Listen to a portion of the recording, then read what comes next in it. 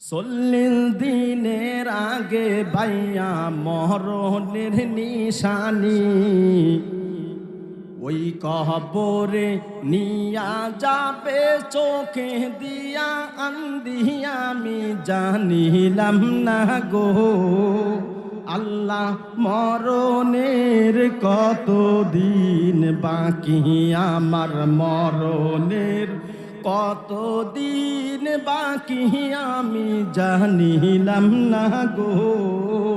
আল্লাহ মরণের কত দিন বাকি কথা বলবেন ঠিক না আর আজরাইল আসিয়া যখন হস্তে দিবে দড়ি তখন আমার মনা বাই করবে লুকালুকি আমি জানিলাম না গো আল্লাহ মরণের কত দিন বাকি আমার মরণের কত দিন বাকি আমি জানিলাম না গো আল্লাহ মরণের কত দিন বাকি কথা বলবেন ঠিক না আল্লাহ পাক বলতেছেন কুল্লু নাফসিন যায়িকাতুল মাউত প্রত্যেক প্রাণী মৃত্যুর স্বাদ গ্রহণ করবে আল্লাহু আকবার বলেন কোন ব্যক্তি মৃত্যুর 40 দিন আগে আল্লাহ পাকের কুদরতি লিস্টিতে প্রত্যেকের লিস্টি থাকে প্রত্যেকটা প্রাণীর লিস্টি আল্লাহ পাকের কুদরতি লিস্টিতে